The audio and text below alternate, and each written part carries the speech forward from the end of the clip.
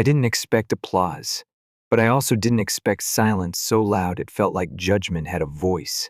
It was raining, the heavy thunder growling kind, hammering against the tall windows of my mother's estate. The kind of rain that felt symbolic. Across the table, Claire, my younger sister, sat upright like she was posing for a magazine cover. Perfect posture, fake humility, and in her hand, a thick envelope. One of those elegant cream-colored ones that practically scream, "Congratulations, you won." Mom handed it to her like it was the crown jewel of the family empire. "You earned this, Claire," she said with that tight smile she saves for cameras. "The company, the estate, the legacy. It's all yours now." I blinked. Not because I didn't see it coming, I did, but because it still hit differently when betrayal wasn't whispered, but gift-wrapped. My mother finally turned to me. "And you, Michael," she said, as if my name was a disappointment. "You've always been too soft, too sentimental. That kind of thinking has no place in leadership." Claire didn't look at me. She couldn't. My mother? She smirked like I was a life lesson for future generations.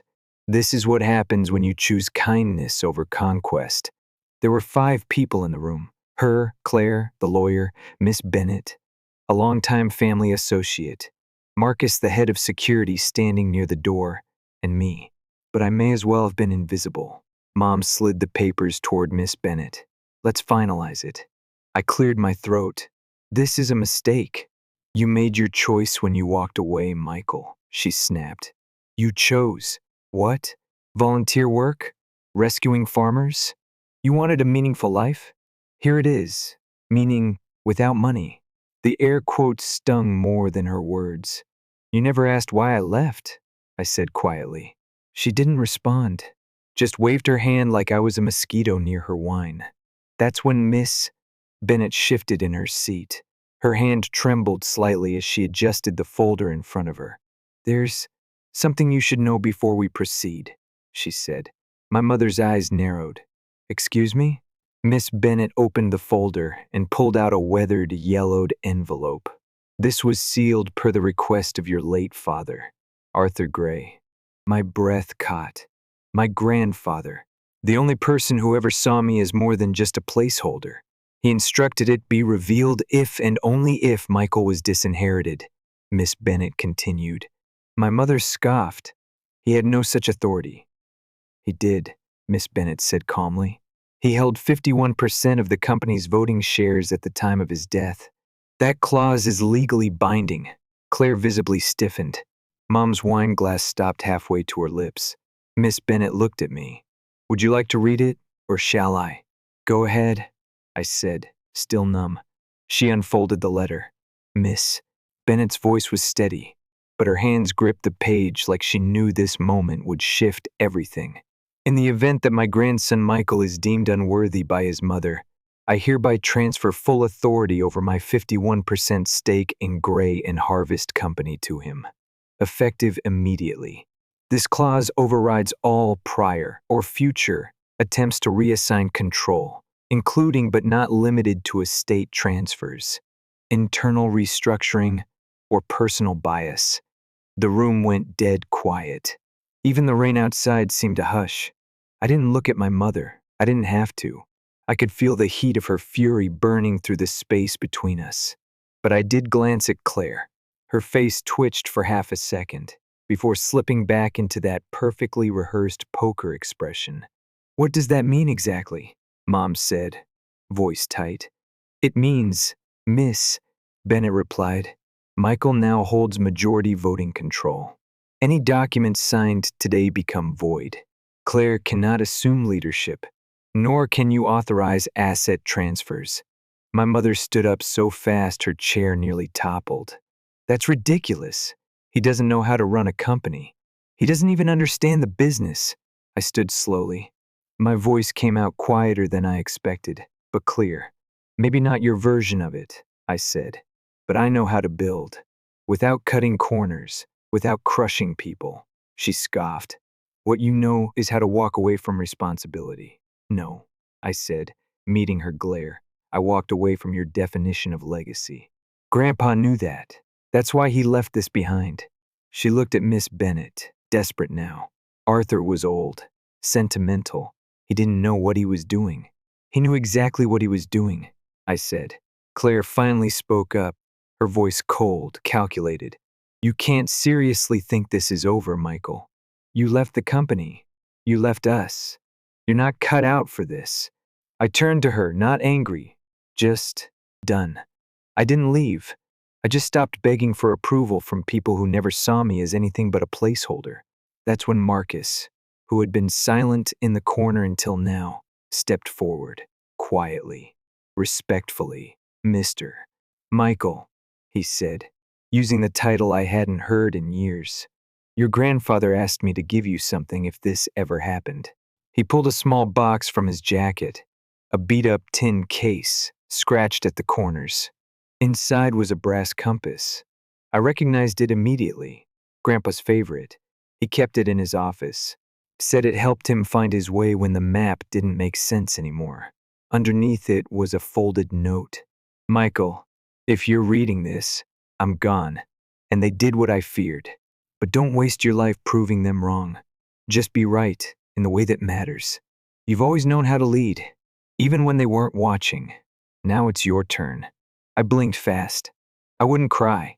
Not now. Miss Bennet handed me the folder, the same one that had Claire's name on it just 10 minutes ago. Now it was just a meaningless stack of broken intentions. I didn't gloat, didn't rub it in. I just looked at Miss Bennet and said, let's proceed. My mother didn't speak. Claire didn't move. But something inside both of them cracked. I could feel it.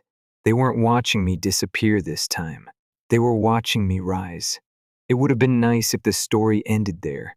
A clean victory, a dignified exit, maybe even some cinematic music swelling in the background. But no, that's not how these things work. Because when you take something that people believe belongs to them, they don't just hand it over. They retaliate, quietly, ruthlessly, and with the kind of strategy only people trained in boardroom warfare understand. I barely made it through my first week as acting CEO before the attacks started. It didn't begin with screaming or lawsuits. It started with whispers, employees going silent when I walked by, phone calls that cut out just as I answered, a few odd glances from department heads who used to report directly to Claire. I wasn't stupid. I knew what this was, psychological warfare. They thought I'd be easy to break. The soft one, remember? I kept my head down and stayed late every night, reviewing files my mother had buried, digging into Claire's budget reports. That's when I found the first crack. Duplicate invoices submitted under 2 vendor names. Same amounts, same dates, slightly altered descriptions. But one thing stood out. Both vendors were linked to a company registered in the Caymans under the name Oak Ridge Holdings. I dug deeper. Oak Ridge's address was tied to a business account, managed by Claire's college friend. So yeah, she wasn't just emotionally manipulative. She was also running off book deals under the radar. I didn't confront her. Not yet. You don't shoot the arrow until you've confirmed the wind. Instead, I met with Marcus, yes, the same security chief who handed me Grandpa's compass, and asked him one question. Do we still keep security footage of executive offices? He nodded. Only the ones flagged for policy reviews. Why? I gave him Claire's office number. He didn't even blink. Got it. 2 days later, he came back with a USB drive and a look on his face that said, you were right. On the footage? Claire, 3 weeks ago, entering an office she didn't have access to. The old CFO's, who had resigned unexpectedly. She plugged in a drive, transferred files, then deleted something from the system, time-stamped, traced. I copied the footage, the financial anomalies, and a list of terminated employees whose files had gone missing under her supervision. That same day, Claire walked into my office like she owned the place, still riding the illusion that charm and confidence could undo reality. She tossed a folder onto my desk, smirking. So, You're officially CEO now? Let's see how you handle this. Inside were screenshots, emails, photos, all fabricated, doctored to imply that I'd been redirecting company donations to one of the charities I used to work with. You serious? I asked, flipping through the stack. Can you prove I'm not? She replied, casually leaning back like she had all the time in the world. This isn't a game, Claire. No, Michael, she said, voice like honey laced with venom. You started the game the moment you signed those papers. I stood up, leaned across the desk so our eyes were level. I don't want to destroy you. I just want to fix what you broke. Her smile faded, just for a moment. You think this company can survive on good intentions? This isn't a charity. It's a battlefield. No, I said. It's a platform, and I'll use it to build, not exploit. She rolled her eyes and walked out, but her hands were clenched at her sides. And that's when I knew she was scared, not of me, but of being seen clearly, maybe for the first time. The next 48 hours hit like a hurricane. Articles flooded social media. New CEO tied to embezzlement scandal. Nepotism or leadership? The fall of the gray legacy? Even though the evidence was fake, the court of public opinion doesn't wait for verification. It just reacts. My inbox exploded with cold emails from PR teams. Board members called emergency meetings. Shareholders demanded updates. I felt like I'd walked into a fire with no water in sight. Some employees wouldn't look me in the eye. Others whispered in hallways as I passed. I wasn't just bleeding credibility. I was hemorrhaging it. I tried to stay calm, kept telling myself the truth would rise eventually. But one night, as I sat alone in my office, lights off, blinds drawn, the echo of my own breathing too loud, I finally cracked. I didn't cry, not exactly. I just sat there, silent, head in my hands, wondering if maybe they were right. Maybe I wasn't built for this world. Maybe my mother had known better. Then came the knock, soft, hesitant. The door creaked open, and Marcus stepped inside, holding 2 paper cups of coffee. You look like you needed this, he said. I blinked. Why? He shrugged, took a seat across from me. Because no one ever brought me coffee when I cried in this room. That hit different. He didn't pry, just sat there while I sipped bitter coffee and tried to steady my breath. After a moment, he leaned forward. I've worked here for 30 years. Saw your mother rise. Watched Claire claw her way through. You know what I learned? I shook my head. People follow power, but they stay loyal to decency. And you, Michael, you actually see us. Not just what we do, but who we are. I didn't know what to say, so I just nodded. He stood to leave, then paused. Don't let them make you forget who you are. That's how they win. That night, I didn't sleep, but I also didn't spiral. I wrote a statement, prepared the original reports, and scheduled an emergency board meeting. They tried to crucify me with lies. Now it was time to speak with truth. The morning of the board meeting, I didn't feel powerful. I felt like a man walking a tightrope, carrying the weight of a legacy no one believed I deserved, yet somehow still had to protect. I arrived early, in a suit that wasn't expensive but fit well. One of Grandpa's old ties, the navy one with the worn edges. Not for drama, for grounding. I needed to remember why I was doing this. The conference room was already half full when I entered. Chatter cut short. Eyes shifted toward me, some wary, others openly skeptical. Claire wasn't there, not yet, but her fingerprints were everywhere. Tension, suspicion, doubt. She'd done her work well. I placed the file folder gently on the table, then plugged in the USB drive. The projector hummed to life, casting a still black screen across the wall. No dramatic opening, no booming speech. I simply said, if anyone in this room can prove the documents Claire circulated are real, I will resign today. Silence. Until then, I continued, I'd like to present the truth. I clicked the remote. First slide, the original donation and grant reports, signed and verified by our compliance officer before he was forced out. a name that had conveniently been removed from Claire's version. Next slide, the vendor shell companies. Oak Ridge Holdings, their Cayman accounts, the wire transfers from Gray and Harvest's Innovation Fund, supposedly earmarked for sustainable tech, rerouted quietly into Claire's friend's side ventures. A murmur rippled across the room. Then I played the video.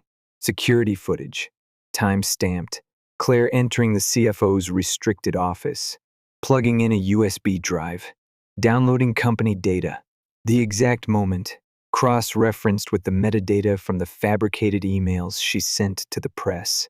No one said a word, not even the ones who had doubted me most. "I didn't come here to destroy Claire," I said, my voice steadier than I expected. "But I won't let this company, our company, be used as a personal bank account or a battlefield for power games." Miss Bennett, seated at the end of the table, nodded once. Her eyes flicked toward the legal pad in front of her. She was already drafting a motion. "I'm initiating a full audit," I continued. "Effective immediately. Claire Gray is suspended pending the investigation. I won't be pressing charges yet, but I will be protecting the people who still work here with integrity." Some jaws dropped. A few exchanged glances, but one voice broke the tension. Mr. Halpern, one of the longest-serving board members, long retired, long silent, slowly stood up. His voice cracked just a little. "I doubted you," he said. "Thought you were soft, too idealistic. But today," he paused, gesturing toward the screen, "you reminded me why we built this company in the first place." Others followed. Nods, handshakes, a slow, shifting tide that started with suspicion and ended with something closer to respect. Claire didn't show up that day, or the next, but the day after that, a courier delivered a letter to my office, handwritten. No logo, no signature, just the initials C.G. Michael. The first "Don't expect forgiveness. I just wanted to be seen. I always thought you got the love I didn't, but maybe you just earned it in a way. I never understood. I still don't know who I am without this company, but maybe that's my work to do now, not yours."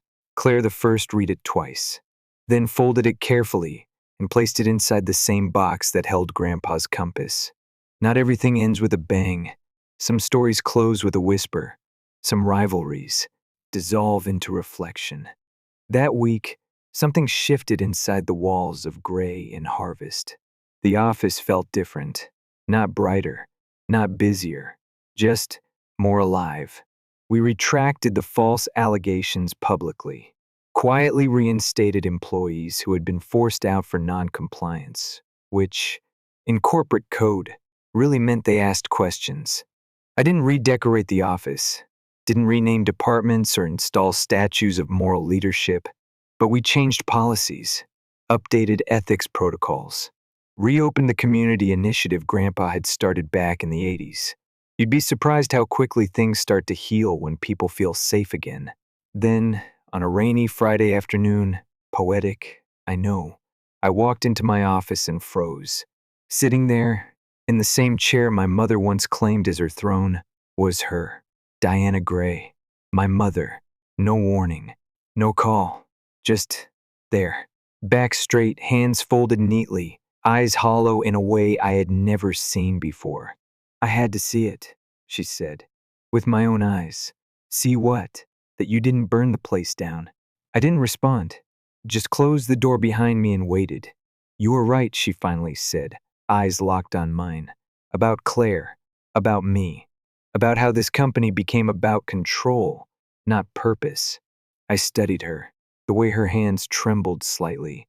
Her voice carried less sharpness, more fatigue. She looked older, not just in years, but in weight, like something had collapsed inside her.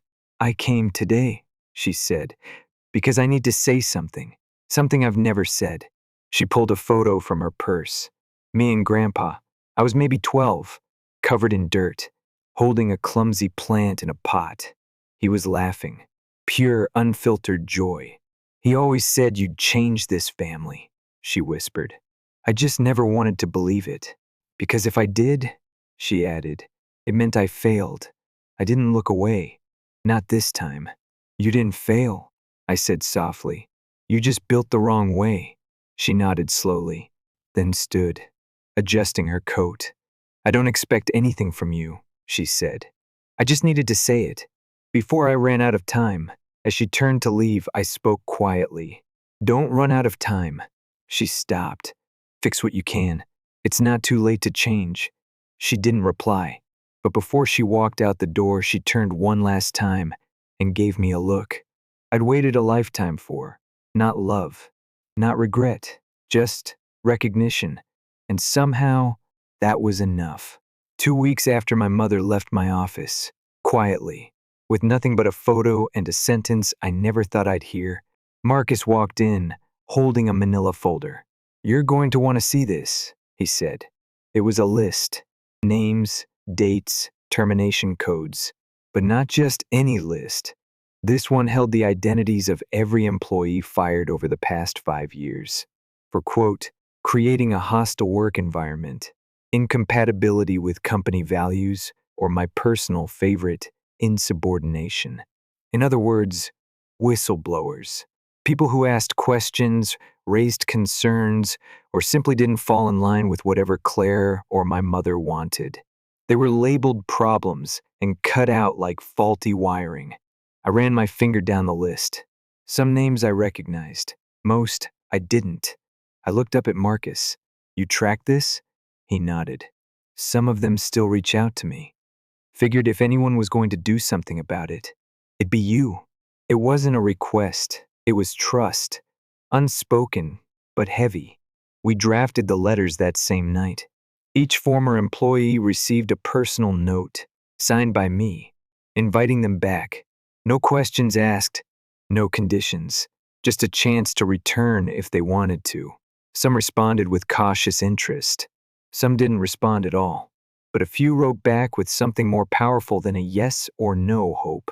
That was when I realized this wasn't just about restoring what had been lost. It was about redefining what leadership looked like. Months passed. The company didn't just survive, it transformed. We weren't flashier. We didn't make splashy headlines or host galas. But inside the building, you could feel it. Conversations flowed between departments that had once treated each other like rivals. Ideas came from interns and were actually heard. We created a fund to support local farming collectives and sustainable suppliers, real partnerships, not PR moves. People stopped whispering when I walked by. They started nodding. One afternoon, I met Claire for coffee. She'd requested it, surprisingly formal. We didn't talk about the boardroom war, didn't dissect the sabotage, the fabricated evidence, the inheritance. We talked about Grandpa, how he used to leave little paper notes in books for us to find, how he always smelled like pine and Old Spice, how he kept that ridiculous red sweater no matter how many times Mom tried to throw it away. We didn't forgive each other, but we saw each other, for the first time in years, as siblings, not adversaries. Sometimes that's enough. Claire never returned to Gray and Harvest.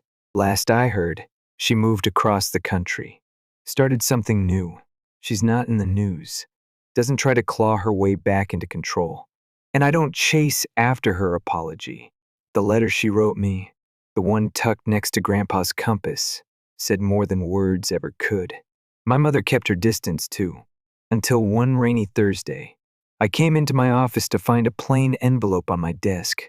No handwriting, no branding, just a receipt, a donation, 7 figures, directed to the Community Housing Initiative I helped launch before I ever stepped foot back into this company. The one my mother once mocked as a waste of time. No note, no name, just the transaction. But I knew who it was from, her way of trying, quietly, without asking for redemption, but reaching for it anyway.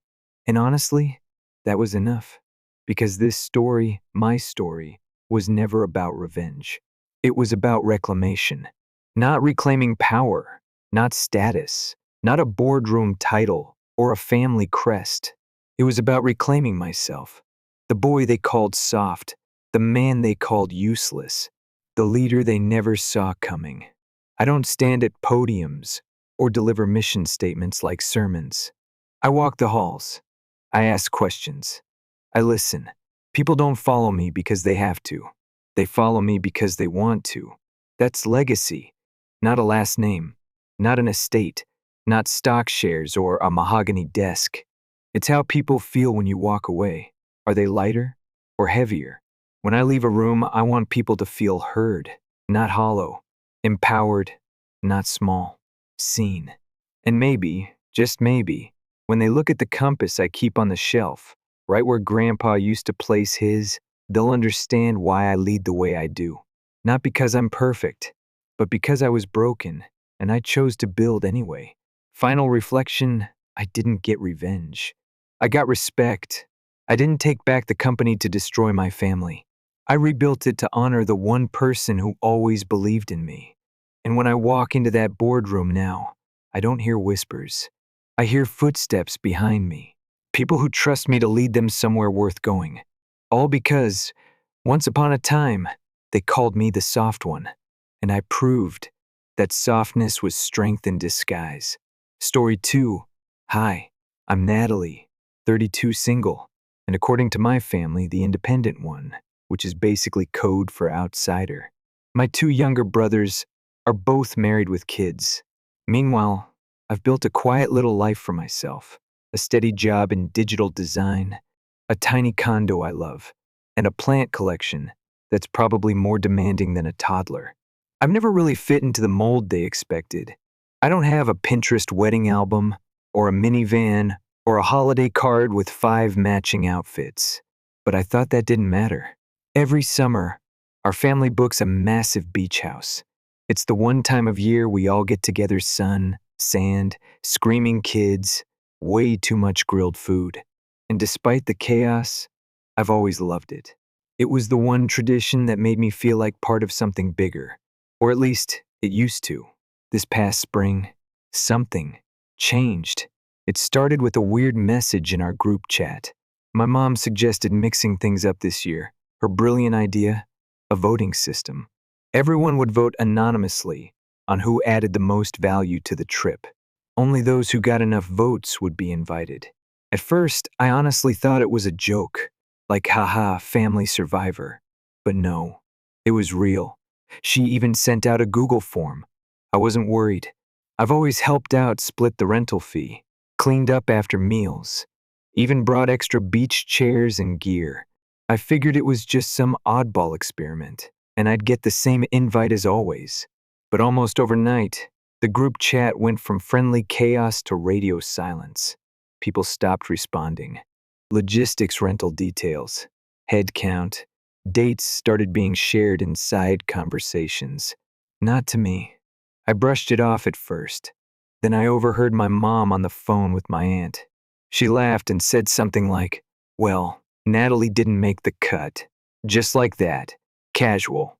I finally got a message, a text, not even a call from my younger brother Tyler.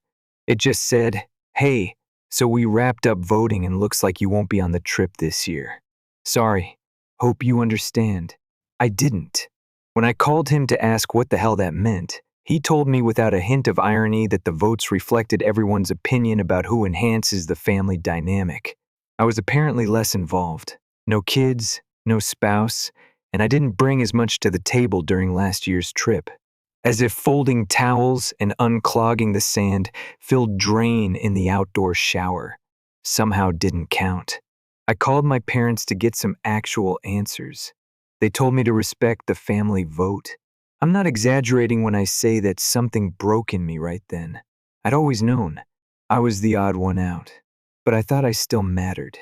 I had contributed financially, emotionally, logistically, but apparently that wasn't enough in a democratic system designed to weed out the people who didn't check the traditional boxes. That night, I sat alone on my couch, scrolling through Airbnb listings, feeling like someone had unplugged me from my own life. And that's when I saw it. My parents' house, their house listed on Airbnb. It wasn't surprising. They'd rented it out a few times before to help offset vacation costs. But what got me? They'd forgotten to block off the week of the trip. Their house was wide open, available. I stared at the listing for a long time. Then I booked it. Fake name, prepaid card, boom. Reservation confirmed. They were going to ditch me from the family beach trip? Fine. But I'd be spending my week off in a very familiar place, one they thought they were using to fund their fun without me. I didn't tell anyone, just dropped a line in the group chat. No worries. I'll find something fun to do with my week off. Cryptic, polite, not petty, not yet. When check-in day came, I drove up to the house I grew up in, key code in hand. It felt surreal, technically. I was a guest now. I walked in and was instantly hit by the scent of lavender and lemon wood polish. Everything was exactly the same. Mom's floral couch, Dad's antique barometer by the front door, family photos on every wall, mostly of my brothers and their kids. I spent the first half hour documenting the whole place. Photos of every room, inventory of every item. I knew my family. If anything looked off, I'd get blamed. Then I invited 2 friends over, Rachel and Marcy, just for a chill little staycation. No parties, no mess. Just good food, wine, and laughter. The kind of things that used to feel impossible in that house. We cooked in the enormous kitchen, the one I never got to use growing up because I wasn't into domestic stuff. We made flatbreads from scratch, opened a bottle of overpriced wine I'd been saving, and watched movies in the living room like we owned the place.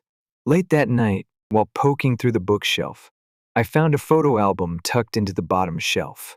It was filled with pictures from past beach trips. I flipped through page after page. My brothers and their kids building sand castles, my mom reading on the deck, Dad manning the grill. I was in some photos, sure, but always on the edge, cropped, like a guest. Then, between 2 pages, I found a folded envelope. Inside, receipts, big-ticket items, luxury strollers, ski trip deposits, a check for $10. K-labeled down payment, Aaron. All gifts, all from my siblings. My name wasn't on a single one. That stung more than I care to admit. Not because I wanted the money, but because it made everything feel so intentional. I hadn't just been forgotten. I'd been excluded, repeatedly. The next day, one of the neighbors knocked on the door, holding a package that had been delivered to the wrong address. Her eyebrows went up when she saw me. I thought the family was away on vacation, she said. They are, I replied. I'm just here for the week. Rented it. She smiled, then muttered, honestly, that voting thing was always messed up. Turns out the neighborhood had heard all about the infamous family vote. Small towns have big ears. The first crack in the plan came via Instagram. One of my friends had posted a quick boomerang of our little kitchen feast. Nothing dramatic, but enough to show where we were. Within the hour, Tyler was calling me, furious. He accused me of sabotaging the vacation. I calmly pointed out that the house was publicly available, and I had every legal right to rent it. An hour later, my mom called. She didn't even ask how I was doing. She just said, "Why would you do this?" I replied, "Why would you vote me out of my own family?" She hung up. No apology, just silence. And in that silence, I realized something. They'd made it clear I wasn't part of the family unless I played a specific role. But I was done playing parts I didn't choose. I had a key, I had a lease, and I had the week off. I was going to make the most of all 3. I'll admit, part of me expected the fallout to be immediate and explosive. But what I got was worse. Silence. After the phone call with my mom, everything went quiet. The family group chat that once pinged nonstop with vacation countdowns and kid photos, dead. No check-ins. No passive-aggressive gifts, just nothing. And honestly, that told me everything I needed to know. I spent the rest of the week in their house, not out of spite, but because I could. I followed every rule on the Airbnb, listing to the letter check, in time, cleaning protocols, even the recycling bins. I vacuumed, ran the dishwasher, folded the throw blankets. If anything, I left the place cleaner than I found it. Before I left, I did a full walkthrough with my phone, recording every room. Then I wrote a short note and left it on the kitchen counter. Thanks for the stay. Hope the house treated you well this week. Natalie, I checked out a full day before their return. Not because I had to, but because I didn't want to see them. I wasn't ready to face the people who looked me in the eye and decided I wasn't valuable enough to vacation with. And still, no one called. It wasn't until a few days later that the whispers started. A mutual family friend sent me a text. Hey, I heard you booked the house while they were away? Respect. That cracked me up. Respect. Like I'd pulled off a bank heist. But more than the gossip, what stuck with me was how fast the story traveled, especially considering they hadn't said a word to me. My parents were furious, apparently, but they didn't know how to confront me without admitting publicly that they'd Airbnb'd their own house to fund the vacation that they kicked me out of. Turns out, their attempt to be low-key exclusive had backfired hard. Then came a message from my cousin Jess. She's a few years older than me, lives 2 states away, and we don't talk much. But out of nowhere, she DMs me. Hey, heard what happened. You're not the only one they've left out of stuff. That led to a long phone call. Jess told me she'd been excluded from a few holidays over the years, quietly and without explanation. Her crime? Being single, no kids, just like me. Apparently, the whole voting system wasn't a brand new idea. My parents had just formalized it this year. In the past, it was more subtle limited space, keeping it simple, all that. But now they'd gone full Hunger Games. That made something click for me. This wasn't about me not contributing enough. It was about cost, image, and convenience. I didn't come with a package deal, no husband, no little ones running around. So I was the easiest person to cut when the numbers got tight.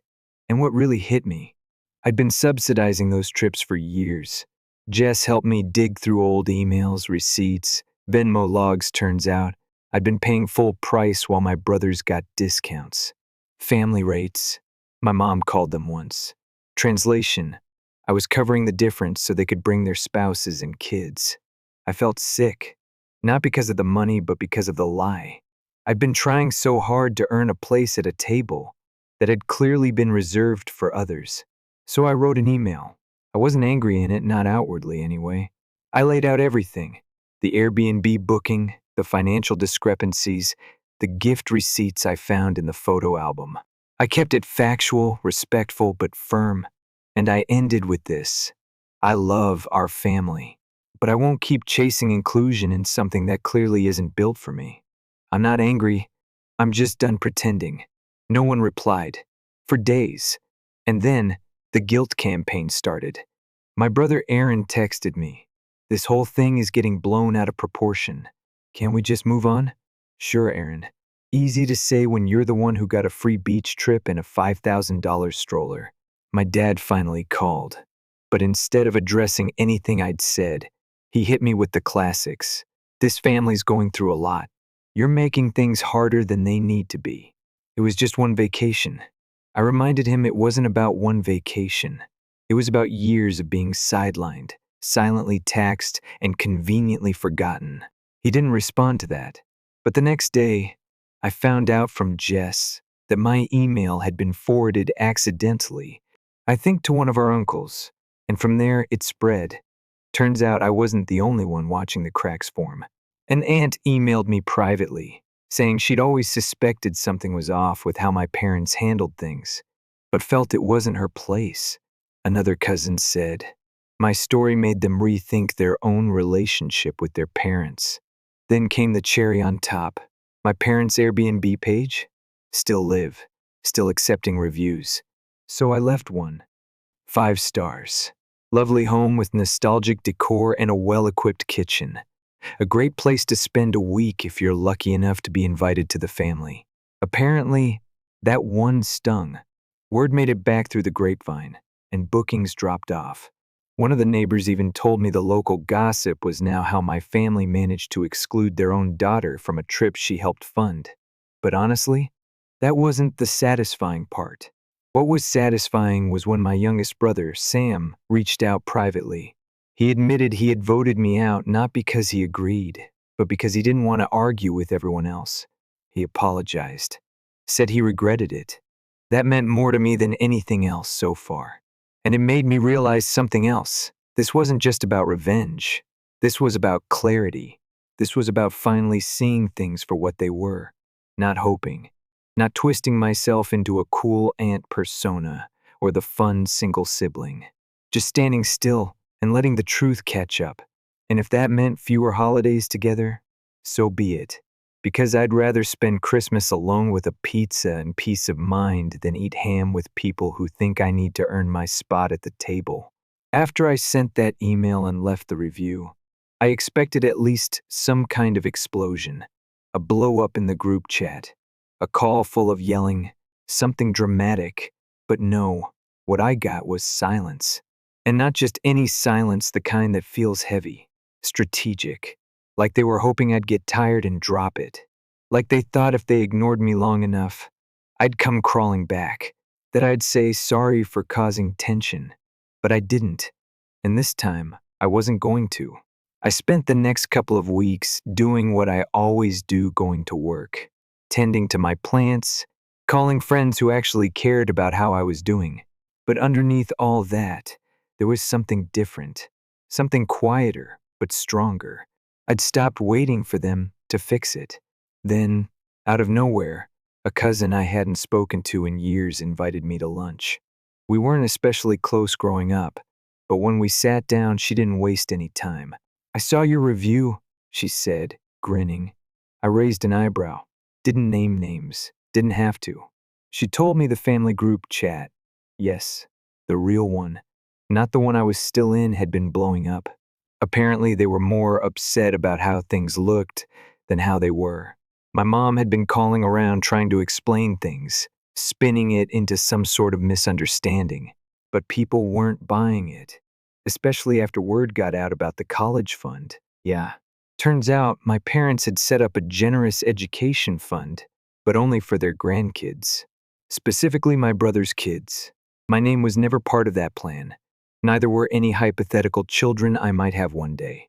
When I asked Sam, my youngest brother, about it, he hesitated, then admitted, "I thought you knew." Of course I didn't know. That's the thing about being left out. You don't always see it happening. It's not someone slamming a door in your face. It's them never inviting you in. That was the final straw for me. I called a lawyer, not to start a fight, but to make sure that if this fund was tied to any kind of trust or inheritance, they couldn't legally exclude me or my future family based on a whim. The lawyer walked me through everything, and it turns out there was a way to challenge it, if needed. Just knowing that helped. I didn't want revenge, I just wanted fairness. When my parents got wind that I'd consulted legal help, they finally reached out. Not with a heartfelt message, not with an apology. They sent a group email. It was the most performative, passive-aggressive thing I've ever read. They called the whole situation regrettable and said they never intended for anyone to feel excluded. They framed my Airbnb stay as a misunderstanding and insisted that the voting system was created out of love and practicality. Love and practicality. Right. They didn't address the financial differences. They didn't talk about the fund. They just made it sound like I was the one who overreacted. But something interesting happened after that. People started replying, not to defend my parents, but to support me. An uncle said he always felt my parents played favorites. An aunt shared a story about being left out of a holiday years ago and never forgetting it. Even a cousin who barely speaks up wrote, "It's not right what happened. You deserved better." And Sam? He wrote a reply to the whole group that made me tear up. He said, "We failed her. Not just once. Over and over.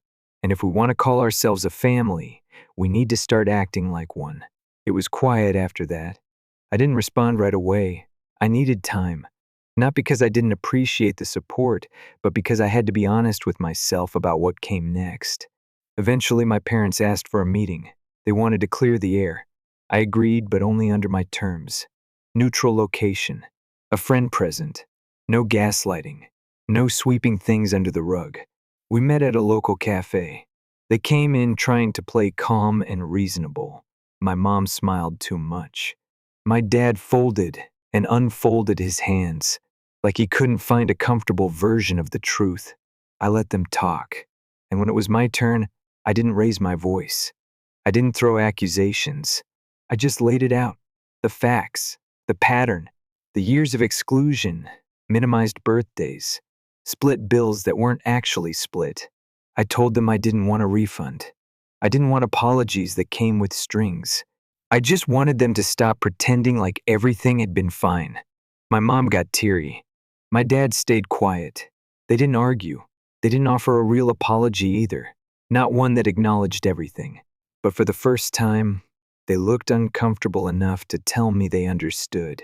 That was enough for me to know they heard me.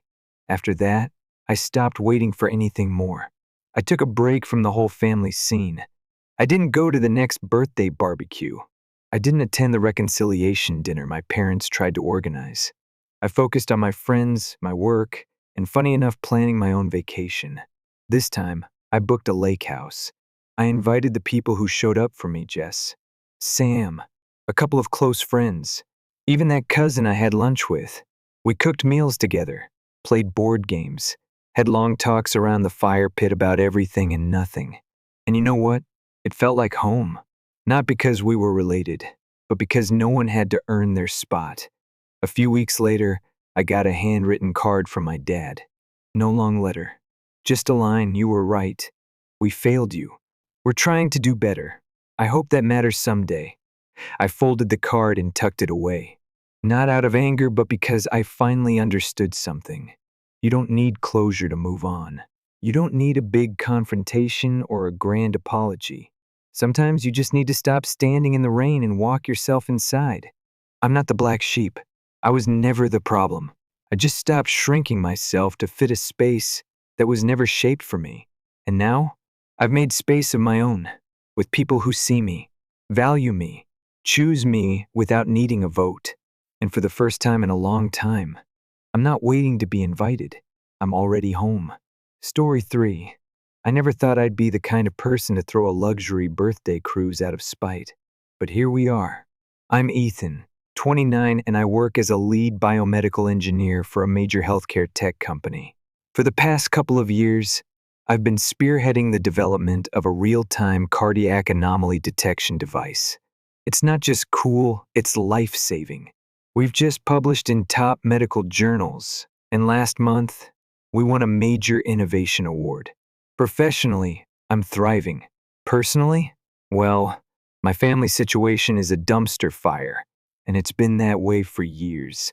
I'm the middle child of 3. My older brother, Nathan, 34, is a cardiac surgeon, basically the golden child, walking LinkedIn flex. My younger sister, Lily, 17, is the baby, and has been adored since the day she was born. And me? I was always somewhere in the background, trying to earn scraps of attention. Let me explain. Nathan's birthdays were full-on productions. One year, my parents rented a rooftop venue and brought in a private chef and live music. 100 guests, custom cake, the whole 9 yards. When Lily turned 16, they transformed the backyard into what could have passed as a Coachella pre-party. Lighting rigs, a live band, fancy catering. It looked like a prom night on steroids. Me, on my 8th birthday, I got a happy birthday muttered at dinner, while everyone discussed Nathan's soccer game. 2 weeks earlier, they'd thrown him a superhero-themed bash with professional performers and all the neighborhood kids in costumes. I asked if they forgot my birthday. My mom glanced up from her phone, said, "Oh, sweetheart, we've just been so busy with Nathan's tournament and Lily's dance showcase. We'll make it up to you next year." They didn't. This became the norm. At 13, when a waitress asked if we were celebrating anything, my mom chuckled and said, "Just Ethan's birthday, but he's not big on parties." Everyone laughed. I didn't. Lily once got a half-birthday bash because she was upset her actual birthday fell during summer break. Meanwhile, I had to fight for a cake. The favoritism didn't stop at birthdays. When Nathan wanted a gaming console at 10, my parents drove 3 hours to get it.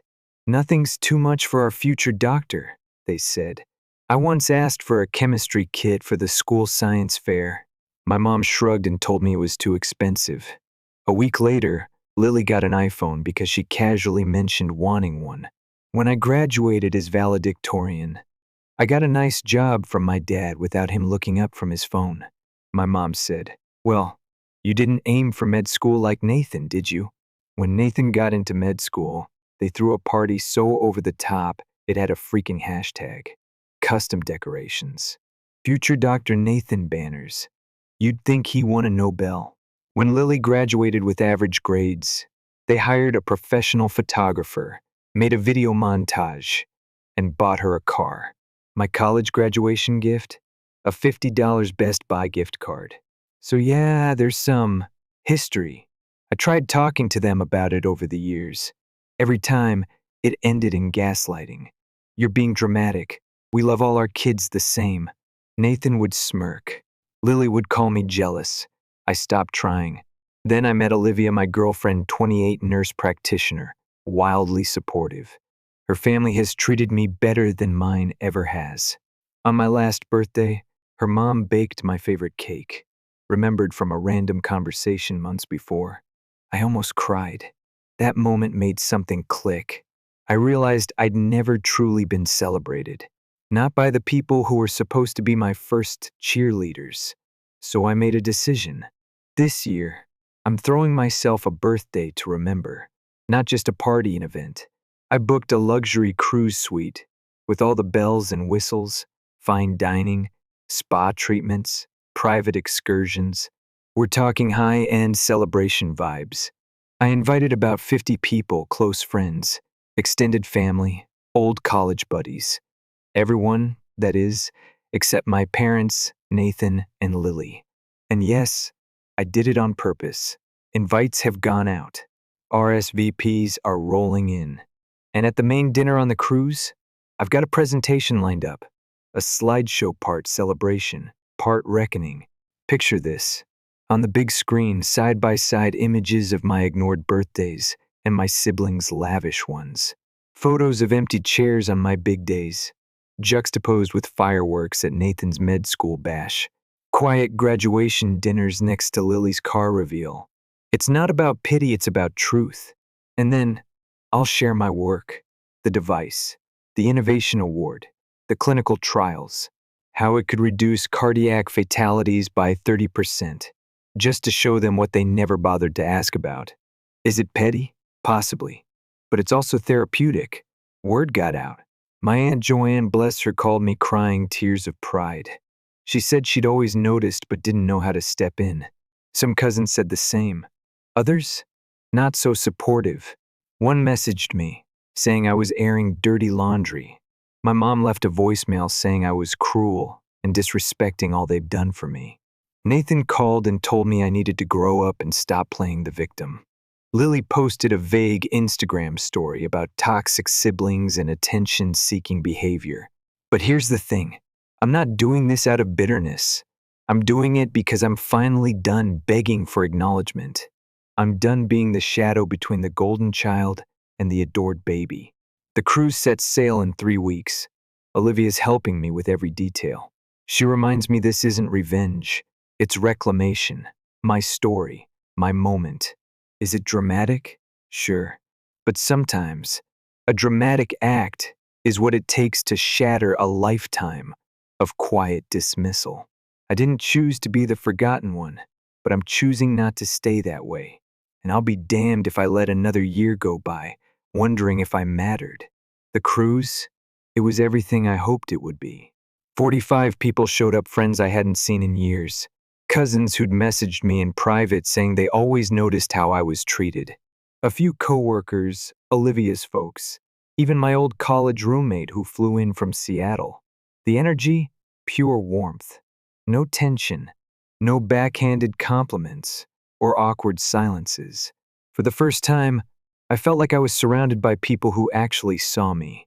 Not just the version of me they wanted. The first night's dinner was where everything shifted. I stood up before dessert, hands slightly trembling, half from nerves, half from the weight of it all. I clicked the remote, and then the slideshow began. It started simple, birthday photos, or the absence of them. A photo of me sitting alone with a cupcake, 12th birthday, kitchen lights half dimmed. Then, Nathan at 12 party tent, balloon arch, magician, a DJ. Lily at 12, bouncy castles, cotton candy machines, the whole neighborhood crammed into our backyard. I watched as faces around the room slowly changed. Conversation stopped, forks dropped. Then came the school milestones. My high school valedictorian speech. No one recorded it.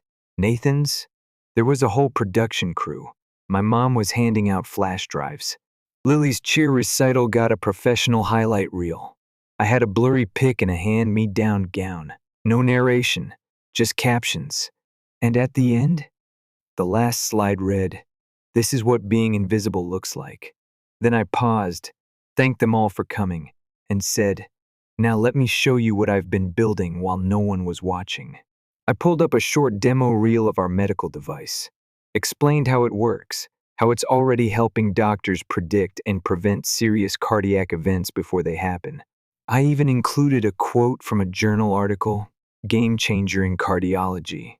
When I finished, the room went quiet for a long, thick second.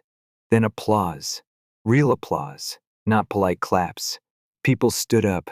My Uncle Mike, who I hadn't spoken to in over a decade, actually had tears in his eyes. Olivia squeezed my hand so tight I almost laughed. But the peace didn't last.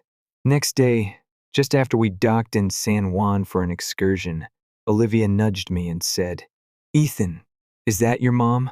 I turned, and there she was, hair wind-blown, red-eyed, mascara running, holding her phone in one hand and a printed boarding pass in the other. Security had let her on because she showed them pictures of me and claimed she was surprising her son. And technically, she wasn't lying. She stormed into the dining area, right as I was sitting down with Olivia's parents. Her voice cut through the room like a knife. "Ethan, how could you do this to us? To your mother? After all we sacrificed for you?" Heads turned. Conversation stopped. She pointed at the slideshow, still looped on the screen from the night before. "You're turning everyone against us, making us look like monsters. You've always been dramatic. But this is disgusting." Olivia stood up, calm and collected, and tried to de-escalate. My mom turned on her. You're the reason he's doing this, aren't you? Filling his head with poison, making him hate his own family." Before I could say a word, something incredible happened. My Aunt Karen, Mom's older sister, stood up. Quietly, slowly. She looked at my mom and said, "Grace, stop." My mother blinked, confused. "We've watched this happen for years. You poured everything into Nathan," spoiled Lily. "And Ethan? You just ignored. Don't act surprised. You chose this." Then another voice. Uncle John. Then my cousin, Melissa. Like a dam breaking, people started speaking up. Years of quiet observations turned into a stream of truth. My mother stood there, visibly shaking. Eventually, she walked out, muttering about being betrayed by her own family. That night, my phone exploded. Texts from Nathan, "Childish stunt, bro. Congrats on making mom cry." DM from Lily, a cryptic quote about siblings who play the victim. Voicemail from my dad, "We supported you more than you know. We just thought you didn't need us." Need them? God, I had needed them my whole life. I just stopped asking. Later that evening, Olivia and I sat out on the balcony of our suite, looking at the stars over open water. She wrapped a blanket around our shoulders and said, "How do you feel?" I paused, thought about it. "Like I finally yelled in a room where I used to whisper," I said, "and someone actually heard me." The rest of the cruise? Peaceful. Cousins opened up about their own versions of family favoritism. One said my story gave her the courage to finally call out her dad for ignoring her career. Another told me she sent the slideshow to her therapist. And then there was Olivia's dad. He pulled me aside and said, "Son, I've seen a lot in my life, but watching you stand your ground, that took guts. You're always welcome in our family." Those words hit harder than he probably realized.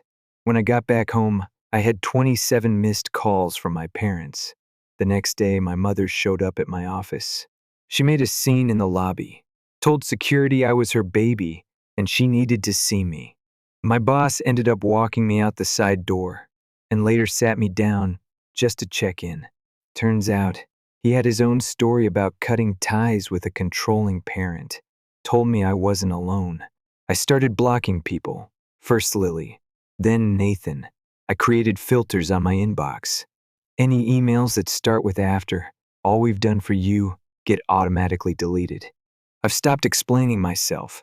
If you saw the slideshow and didn't get it, that's on you. I'm not trying to burn bridges, but I'm done rebuilding ones they keep walking away from. Olivia and I started looking at places in another city. Her company's got a branch out west. Mine does too. A fresh start, maybe. We talk about it on quiet nights.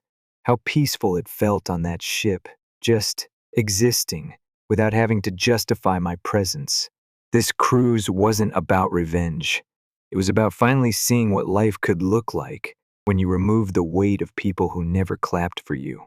6 months passed. I hadn't heard from Nathan. Lily was still blocked. My parents, though, they kept trying. Mostly my mom emails, letters, once even a voicemail where she cried for 5 straight minutes before muttering, "You've broken this family." But by then, I'd stopped looking for apologies. I didn't want guilt or drama. I just wanted space, peace, a chance to build something different. That's when I proposed to Olivia. It was a quiet moment. No audience. Just us on the living room floor, splitting takeout and laughing about something dumb. I slid the ring across the table, watched her eyes widen. She didn't even say yes.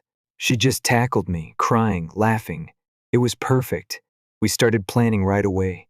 We wanted something small, meaningful, a garden wedding at a historic venue nearby.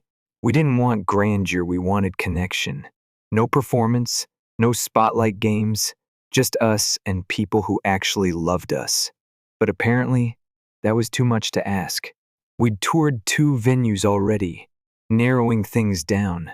When it happened, we were walking through the third one, beautiful estate with ivy walls and a stone ceremony courtyard, when I heard my name. "Ethan," I turned. My stomach dropped.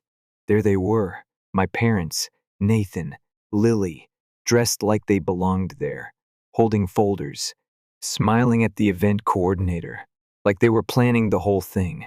What is this?" I asked. My mom jumped in, all too cheerful. "We thought we'd surprise you. You didn't invite us, but that doesn't mean we can't help. We're your family." I stood frozen. Olivia's face went pale. Nathan smirked. "Let's be honest, you're not exactly great at this kind of thing. We thought we'd help keep it tasteful." Lily was filming, of course. I told them they needed to leave. Immediately. But my mom turned to the venue staff and said, "Actually, we've already been in touch. We even brought photos from Ethan's childhood for the memory table." That's when I realized they hadn't just shown up, they had planned this. They'd contacted all 3 venues we toured, pretended to be our event planners, tried to put down deposits. One coordinator even emailed us to confirm the family traditions slideshow. They were trying to hijack our wedding. The planner at the venue, God bless her, stepped in like a boss. She called security, had them escorted off the property, but not before my mom burst into tears again, right in front of 2 other couples doing venue tours. "You're embarrassing your family. You're tearing us apart." As they were dragged out, Nathan called over his shoulder, "This is what happens when you let the middle kid make the decisions." The next day, Olivia's dad called mine, said their behavior was unacceptable. My father responded with a long text. "You're trying to steal our son. We deserve to be there." I didn't even reply.